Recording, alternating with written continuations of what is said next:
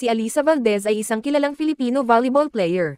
Ipinanganak siya noong ika-29 ng Hunyo taong 1973 sa San Juan, Batangas, Pilipinas. Nagsimulang maglaro ng volleyball si Alisa sa murang edad, at naging star player siya noong mga taon niya sa kolehiyo sa Ateneo de Manila University, kung saan tumulong siyang pamunuan ang kanyang koponan sa ilang mga titulo ng kampyonato. Matapos makapagtapos ng kolehiyo, nagpatuloy si Alisa sa paglalaro ng volleyball na propesyonal, nakikipagkompetensya sa iba't ibang mga liga sa Pilipinas pati na rin sa internasyonal. Naging miyembro din siya ng Philippine National Women's Volleyball Team, na kumakatawan sa kanyang bansa sa iba't ibang paligsahan. Sa buong karera niya, nakatanggap si Alisa ng maraming parangal at parangal para sa kanyang mahusay na pagganap sa court.